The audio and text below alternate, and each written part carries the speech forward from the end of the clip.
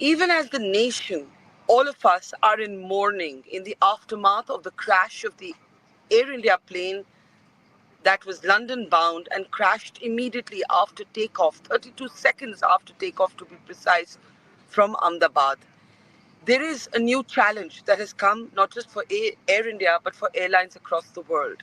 In case you're wondering why I'm on my phone and sitting inside an aeroplane, here's why. I'm on the ground in Vienna.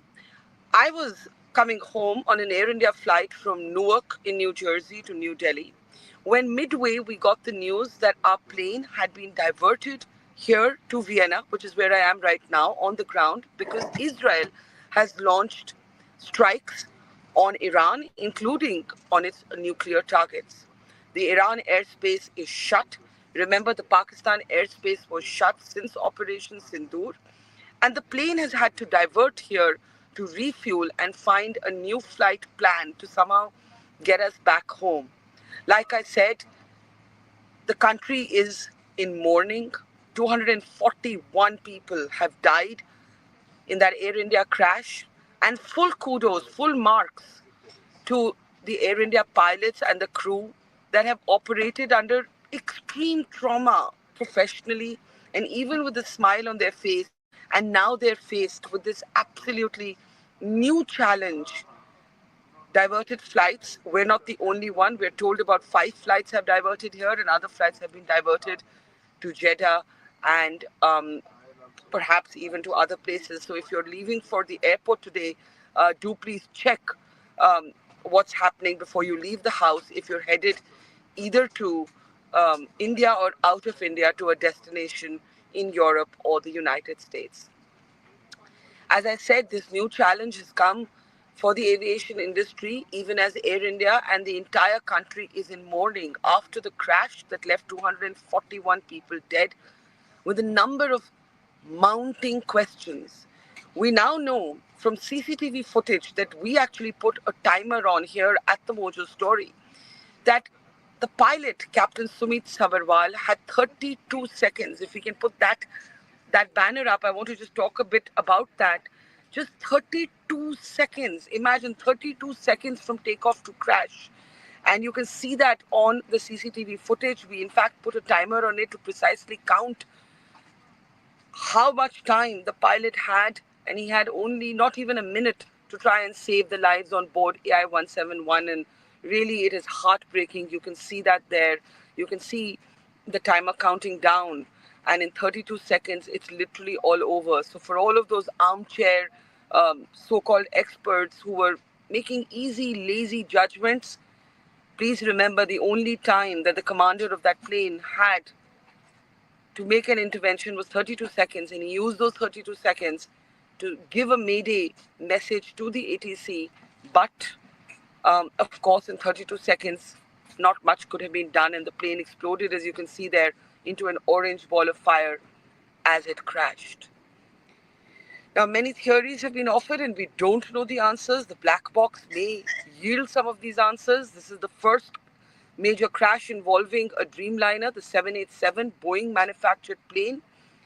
Boeing has yet to issue a detailed response, but of course, Boeing itself has been under the scanner, testifying even before the US Congress last year on allegations of whether all of the checks, rigorous checks that it should go through, are being deployed by Boeing. I want to welcome to the program now an aerospace expert, Dr. Aditya Paranjape. He is a professor at the Monash University, and he has been commenting on what has happened. He's also calling out some of the misinformation, the disinformation, the lazy armchair commentary. In particular, before I bring Dr. Paranjape in, I was really irritated to see a passenger who had been on the first leg of this flight from Delhi to Ahmedabad, going from studio to studio, talking about some air conditioning that was not working well, as if it had anything to do with what happened subsequently. So really, one has to beware of people looking for 15 minutes of fame at this point and offering all kinds of theories. I should say the Prime Minister is in Ahmedabad today. He has also visited not just the site of the crash, but also the medical college. There was a tragedy that unfolded on the ground as well, because parts of the plane went into a medical college hostel where young doctors had gathered to eat a meal. This was the middle of it was the middle of the day, so really tragedy upon tragedy, and now a new challenge for the aviation industry, for Air India. This program coming to you from inside a plane where we're on ground in Vienna, awaiting further clarity on where we can go next. Can we even get home today? We have no idea. But let's return to the AI 171 crash. Dr. Paranjape, I want your first impressions, sir. Go ahead. Yeah, thank you, Barkha, for having me here. Um, the crash was quite obviously a profound tragedy, but obviously, I think as people working in the discipline, it's our job now to get to the bottom of it and ensure that all the lives that were lost in the crash were not lost in vain, and hopefully, we find what goes wrong. Um, at this point, I think when I looked at the video, the first video that I saw was taken by an individual, possibly in his home, which was the last few moments of the crash. As you pointed Let out, let it was let 30 let's bring seconds. let me bring up that let me bring up some of the videos that we have as you talk about it. Go ahead. All right. So, right, this is the one. And as you mentioned correctly, the airplane only had just about half a minute from liftoff to crash. And this particular video shows maybe the last 15 seconds or so. I've not timed it, so 15 seconds is really a ballpark. And that's all that one has to go on. When you look at this video, a number of things become evident. If it helps, I'm going to take the liberty of using a toy model, since these demonstrations can be extremely convincing and powerful if you see an airplane of sorts. As a disclaimer, this airplane is not an Air India, it's not a Boeing 787, so please let's not draw any analogies, but Just hold it's it a up a bit. sufficiently Just representative. Yeah, it's a just hold it up sufficiently a bit. representative. It's a representative airplane. Let's not go with the airline and the type of the airplane. So what you notice in that video is the airplane coming down and it crashes. Now, when you see an airplane not being able to complete a climb, and the other thing you notice is that as the plane comes down, its wings level, which is to say the wings are almost in the horizontal plane. You also notice that the tail of the airplane has a flap known as the rudder that's by and large straight. That already holds a few important clues as to what's going on. The plane's descending because there's probably not enough thrust, and the fact that the tail isn't deflected means that the loss of thrust is identical on both engines. Because if the loss of thrust is asymmetric, for example, the left engine's running, the right engine isn't, then the plane would start to yaw to one side. And as it yaws, you would have to use this flap at the other end to correct the airplane steering motion. We don't see that happen, which means that the loss of thrust was by and large identical. The other thing we don't see in that video, which is telling, is that the airplane isn't falling down. It looks like it's gliding. Maybe it's the nose is a bit steeply up in the air, but it's gliding. What that tells us, obviously, this is early days. I will not claim authoritatively that this is true, but very likely the airplane hadn't stalled. Stall is what happens. I've heard some people talk about it, so I thought maybe we should clarify what happens in a stall. When an airplane stalls, flow on these wings, which is ordinarily attached to the wings, starts getting disrupted. It starts creating patterns that are not conducive to these airplanes producing lift. What that does is it not only kills the lift, it also adds a lot of drag. And consequently, when So airplanes it stall, had stalled. It had stalled, or it had not stalled. it is most likely not stalled. Like I said, until we see the data, I don't want to claim with any authority that it had or had not stalled. But in all probability, based on my limited experience in this field, it hasn't stalled. The plane is coming down because there isn't enough thrust. Had the plane stalled, it would come down way more steeply than it seems to be coming at this point, based on my experience. Again, it's early days. Once we see the data, we'll get a much more fuller picture. So it looks like loss of thrust, and it's symmetric on both. It's symmetric, as in it's happening on both engines to by and large the same degree. So that's the first impression I got from having Yeah. watched the last 10 or 15 seconds. Can I actually now play for you the second video, which is the CCTV footage that actually we put a timer on it. I'm going to actually play it with the sound up so you can see it very clearly. Let's take a look.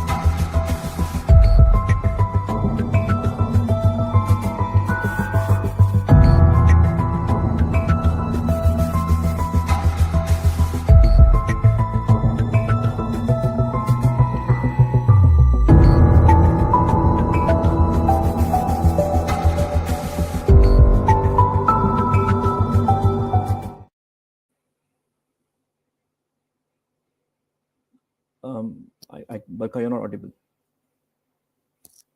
Sorry, that's exactly 32 seconds with the timer that we put on it.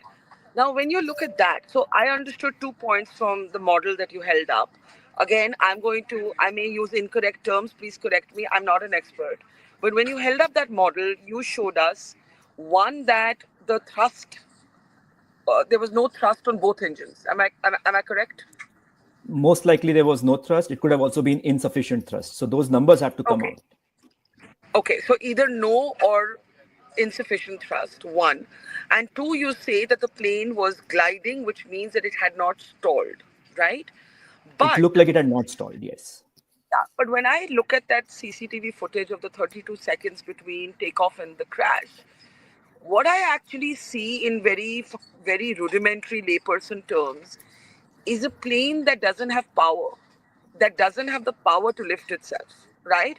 And because it gets stuck at a reasonably low altitude, I don't know that the pilot has any choice in where he puts this plane down, or the plane simply goes down.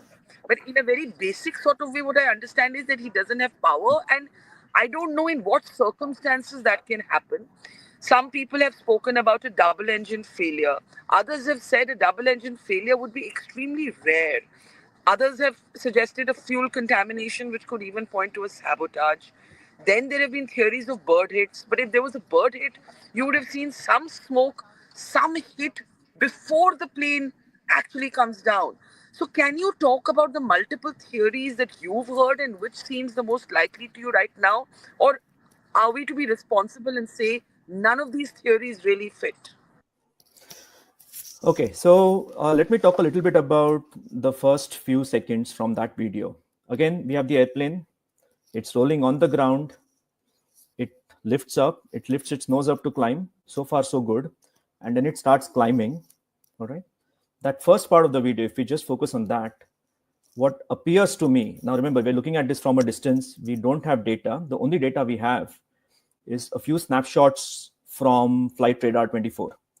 I don't know if they've released the complete data. I haven't checked for it. I've only seen the initial snaps that were released yesterday. They list the barometric altitude of the airplane as 625 feet. I need to know if that's above ground level or if that's with respect to the mean sea level. I'm not 100% confident. I've yet to check that. And at that point, what's interesting is that they've written the climb rate of the airplane as 890 feet per minute, and the flight speed is 170. Now, these numbers are important because the plane typically lifts off around 150 to 160 knots, depending on the exact weight and the atmosphere and the ambient conditions. The plane's accelerated another 10 knots even as it's climbing, which means you have thrust during that phase and you have enough thrust. All right, that's not the problem. So you mean there's thrust for takeoff? Thrust for takeoff Yes. is available, exactly, and Yeah. that's why the plane's climbing. Otherwise, look, thrust is what contributes energy to the airplane. You can either Yeah. climb or you can accelerate. Yeah. You can't do both without thrust. So at least in the first few seconds of the flight, you clearly see that there is thrust to do it. And then at some point, something goes wrong and the plane starts to descend. And if we now tie back that point with what we talked about earlier, that most likely you had symmetric thrust lost on both sides, it's engine out, power loss. It could be either of the two. It's really the same thing, except a question of did the engine shut down or did they start idling? We don't know. But that happened at that tiny point where the plane seems to have reached the peak and then started to go down. All right.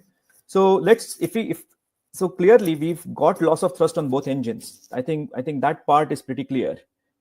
Now, loss of thrust on two engines is extremely unusual.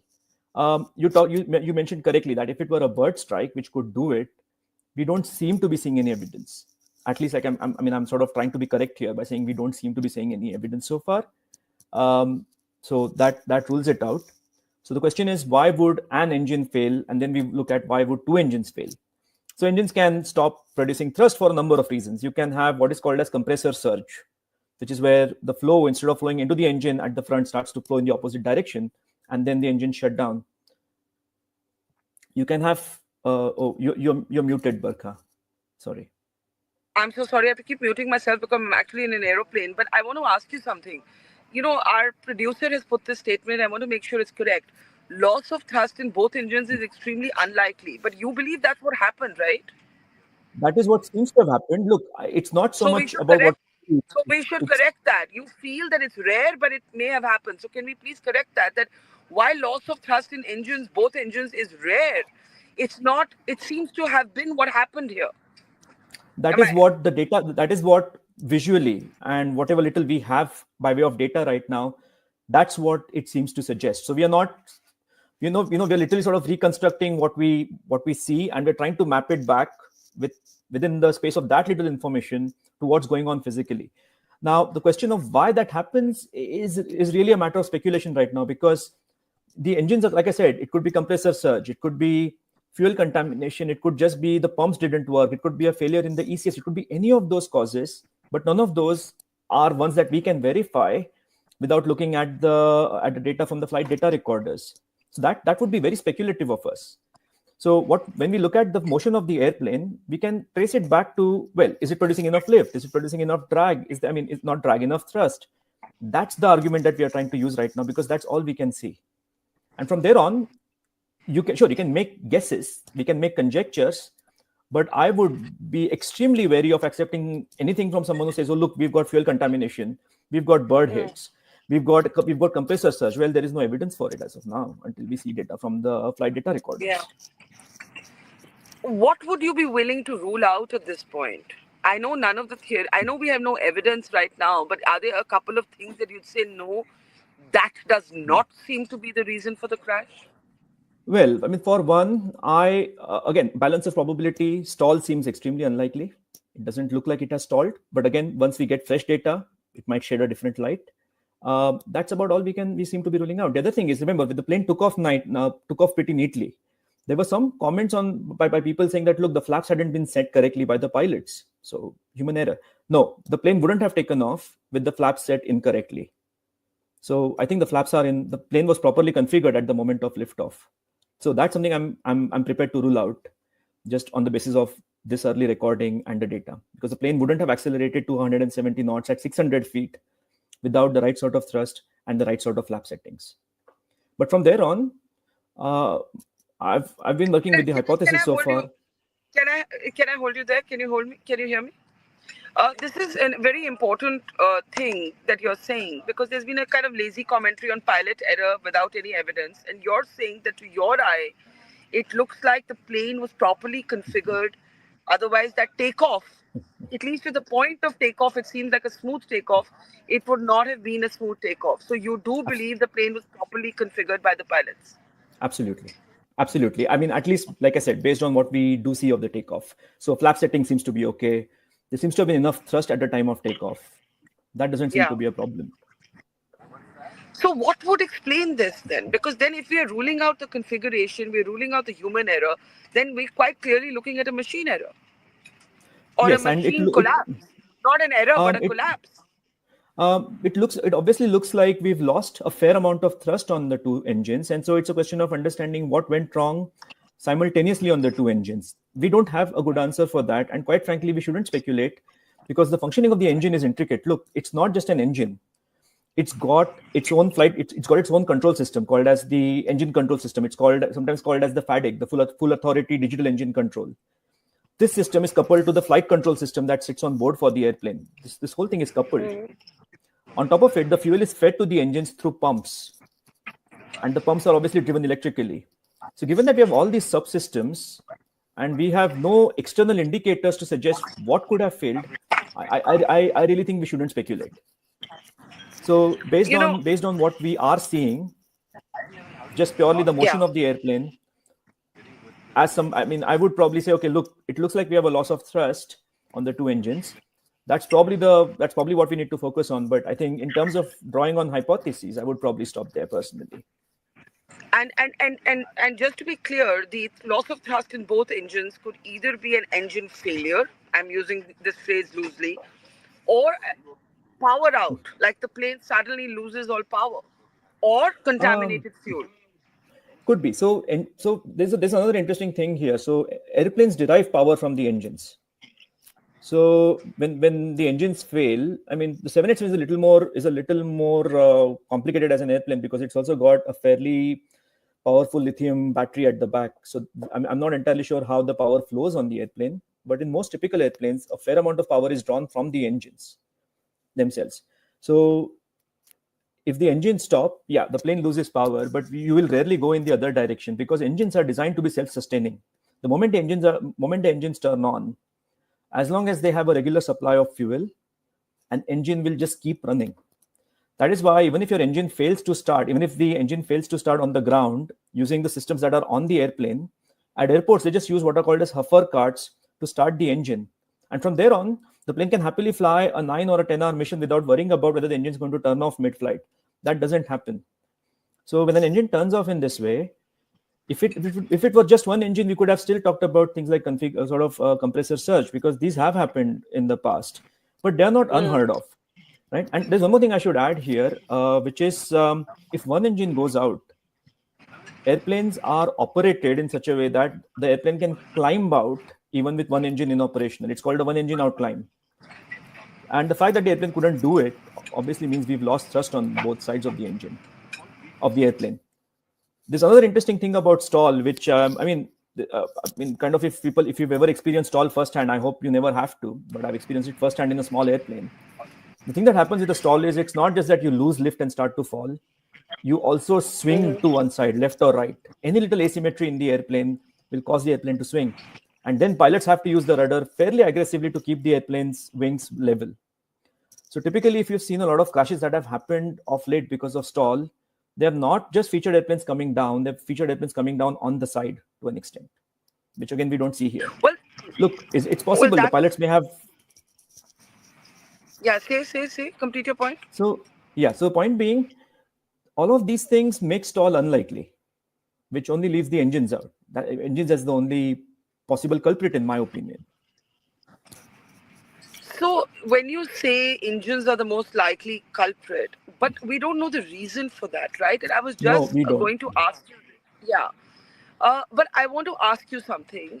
As you just mentioned, we have seen landings that have been done on single engines. We have seen, as long as the plane is able to cruise, it is the pilot has the option of finding a safe place to land, sometimes on water, etc. Right? We have seen these scenarios. It is only in this very rare case of both engines failing, it seems, right after takeoff, that the pilot is not able to gain altitude, not able to gain height, and therefore just basically falls. I don't know if that's the word you'd use. I know you say that it didn't fall out of the sky. I don't know what other word to use, but I don't think the pilot had any options. Basically, Absolutely. he You're takes absolutely off right. and then he's out of options. Absolutely. And look, it's happened before.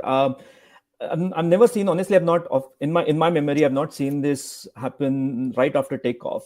But British Airways Flight 38, this was several years ago, suffered dual engine failure on approach to Heathrow. And it turns out there was some clogging in the fuel pipeline because of ice that had formed during cruise. And so as the plane descended and the ice started to melt, some of these ice particles just clogged the fuel line and both engines went out.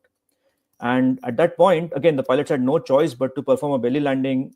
So they retracted the landing gear, they set the flaps up. So we've seen pilots attempt that. There was an incident with Air Transat flying over the Atlantic. It was eventually sort of put down to fuel mismanagement, but that caused the fuel tanks to go dry and the engines were left without power because they were fuel starved. So it's not like these things haven't happened before, but if they happen at cruise, you still have the option of gliding down, and pilots are trained to do that. But this happens right after takeoff when the airplane is very heavy. I don't know the exact takeoff weight of the airplane, but look, it's flying a 10-hour mission, almost 10,000 kilometers against a maximum range of just over 13,000. So you've got a fair amount of fuel. You had 240 odd souls on board. So the plane may not have been fully loaded in terms of passengers, but it's almost a 90% load factor. So a large part of its maximum takeoff weight is already there. So the plane's heavy. So no engines, a heavy plane, and plus this happens at low altitude. I mean, even if we assume that 600 feet barometric is 600 feet above the ground level, it's not enough to execute a turnaround and land. It's simply not enough.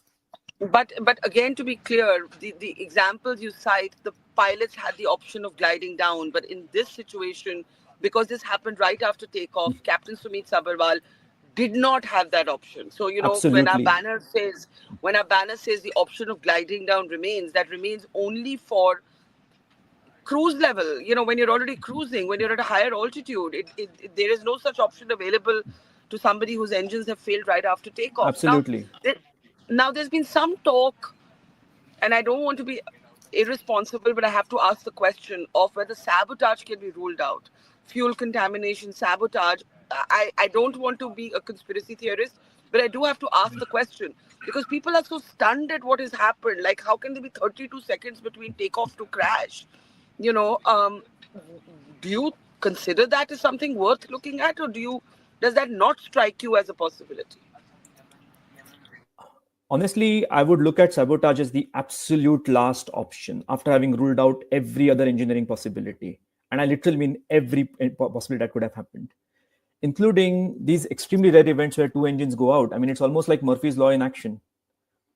If it can happen, there'll be circumstances where it will happen, right? I mean, engines don't just stop like this. So until we've actually ruled out all of those possibilities, I would not go to sabotage. Absolutely would not. Right? Yeah. I mean, I think that's about what I could say about it. But like I So, said, we should so first rule out compressor surge. We should rule out yeah. electrical failures on the pumps. We should rule out malfunction of the either the flight or the engine control system. I mean, there's a long way to go before we rule out all of these, and then we get to the question of, well, if the engineering was fine, if there was no human error, which also needs to be ruled out, by the way, then was it something worse? But we have a long way to Yeah, go but before you, we get there. but prima facie, you are ruling out human error. Prima facie, Yeah, prima facie, I am. Yes, right? I mean, Prima based on facie, you whatever little feel. I see, prima facie, I don't think it's human error. No. Can you explain that a little more? Um, Okay, so human error in circumstances like these could be where the pilot pulls on the stick back a little more than he ought to, which causes the plane to stall. We don't see a stall very obviously here in the first place. Second possibility, the pilot doesn't configure the flaps correctly.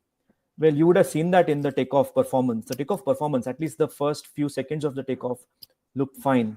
Nothing wrong in there. Yeah. There have been instances in the past where takeoffs have been delayed because the engines weren't configured correctly prior to takeoff. So the engines didn't produce enough thrust and the takeoff got delayed. That didn't happen here either. In fact, the engine shut down. It's not like they weren't producing enough thrust. The airplane did climb out initially, and then it came down. So these are all things that get attributed to a pilot because there is a specific procedure that they follow, which is designed to ensure that none of these things happen. And if none of these things happen, it's natural to think that, the procedure wasn't followed down to the T.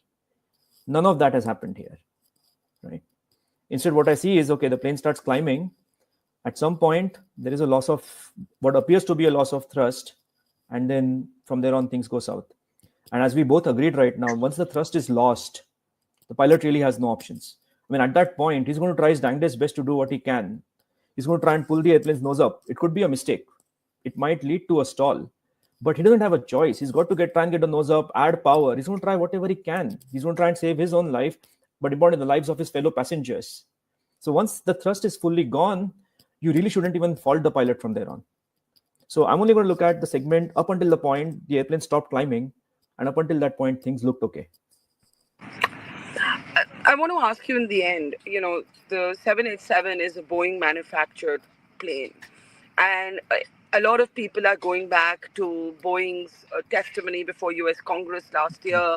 There has been a lot of attention on Boeing with the 737 MAX.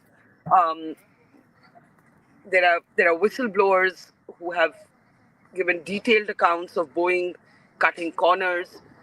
With what you're suggesting, that prima facie, it's not human error. Prima facie sabotage is the last thing you look at. That actually makes it about the machine, about the plane, about the manufacturing. I think. I don't want to be oversimplistic, Okay. but what is the answerability of Boeing here? Okay.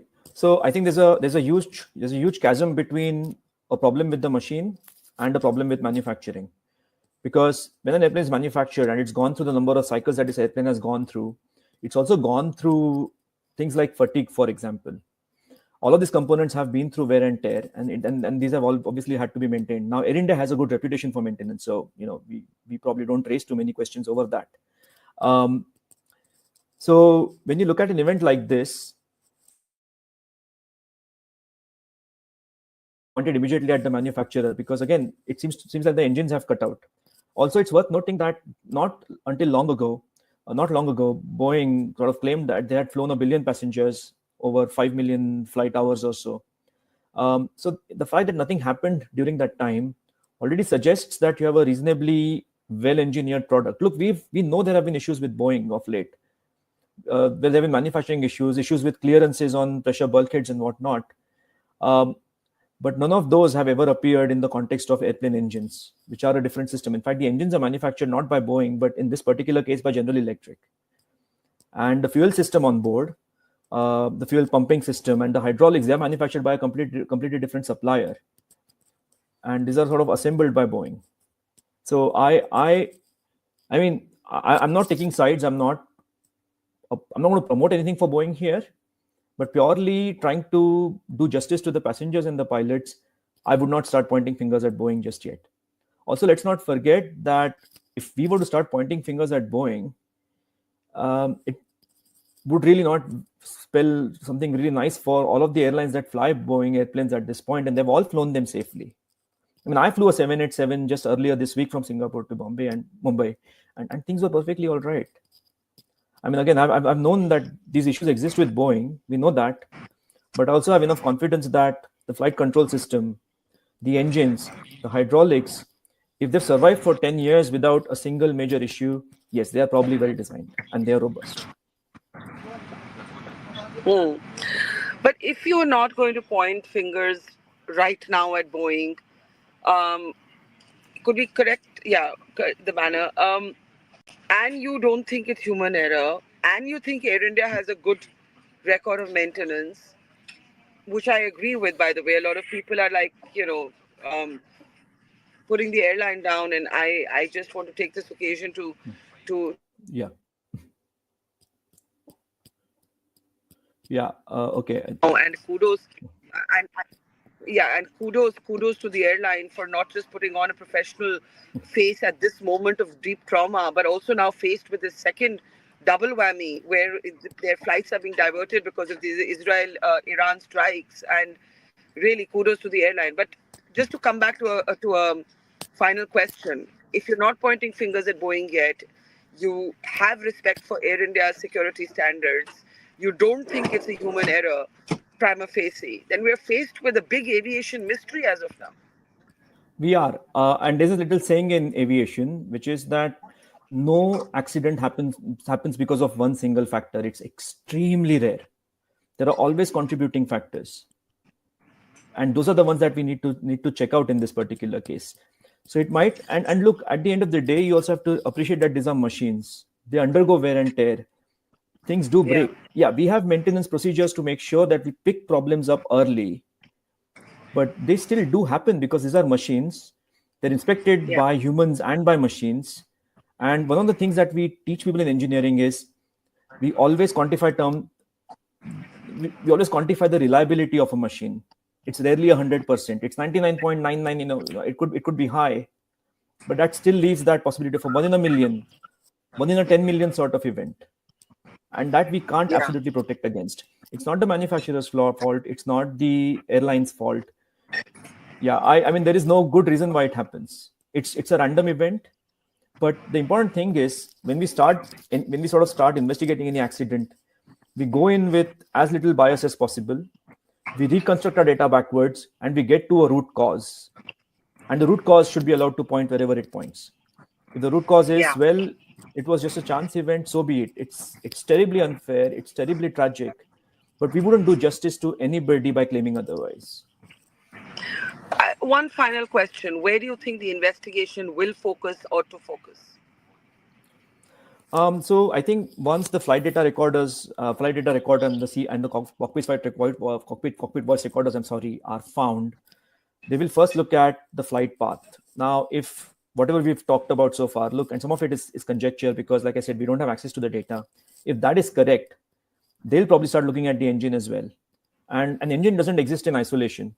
It exists in a tight coupling with the fuel supply system. That exists in a coupling with the electrical power system on board. So all of these will now come up for investigation. If they find that the engine was okay, it had not surged, and yet it shut down, First question is, was it fuel starved?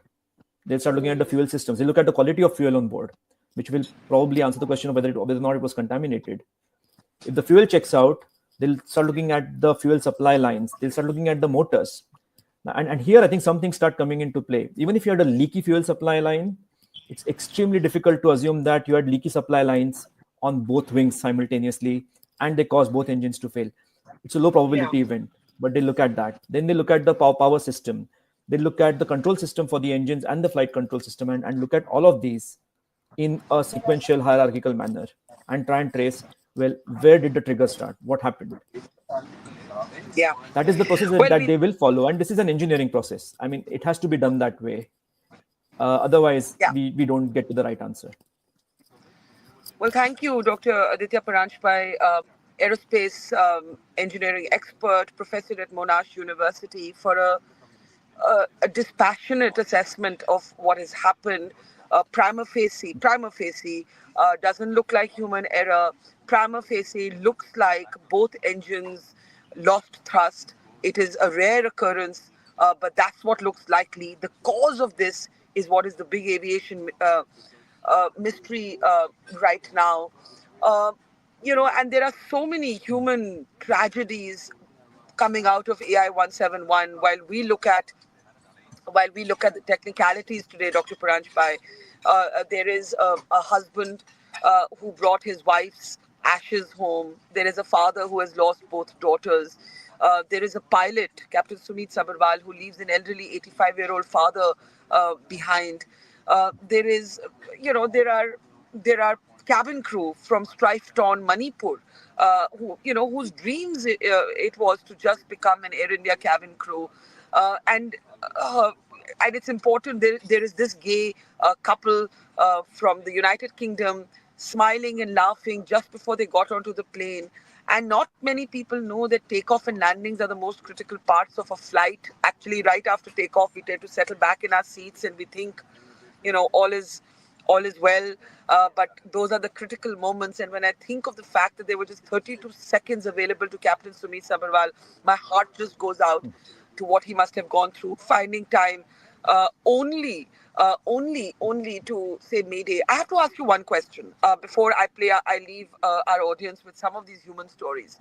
The one survivor, how is, like, we don't know exactly how he survived.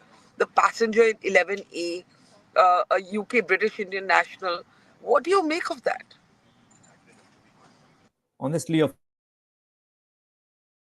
that is all I can. That's all I make of it. There is nothing more to it. It's just he was fortunate.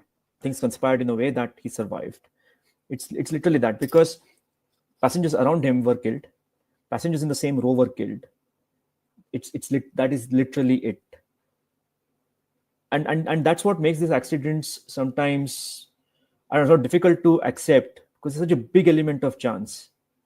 I mean, for the survivor, I really wish him the best. Sometimes survivors are left with what is called as survivor's guilt. I really hope he doesn't have to go through it. Survivors occasionally left feeling that it's their fault that they survived. No, it's not. And hope he makes the best of his life. He's got a second chance. But that's the human side of it. There is no good reason, and sometimes, yeah, things happen. Yeah, as an engineer, as engineers, we do our dangest best to avoid it. I mean, I tell all of my students that with aerospace systems, with flight, there's no room for error. There's no room for any kind of laxity. There's no room for dishonesty, because every time an accident happens, people's lives are lost, their families suffer, their friends suffer, and if it gets traced back to someone just being lazy, it's an absolute shame on us. And I hope to God that is not what has happened on this occasion. If it's a matter of chance, I'm terribly sorry. But honestly, that's the best outcome of this particular event.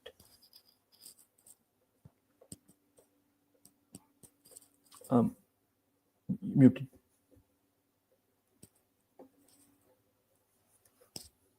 Sorry, I was just saying thank you to you and saying that we'll reconnect with you as more information is available to us in the days to come. Thank you for being dispassionate at a time which is very emotional. Once again, I want to take this chance to offer my expression of gratitude for Air India.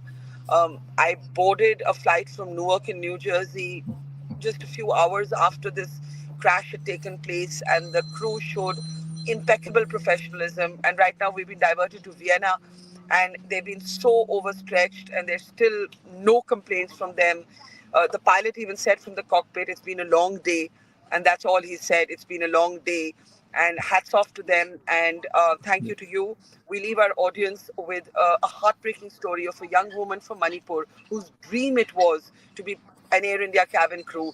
That dream was achieved, but that dream went up metaphorically and literally in flames as AI 171 crashed immediately after takeoff. Thank you for watching, and keep watching Mojo Story for more updates. Thank you, Barkha.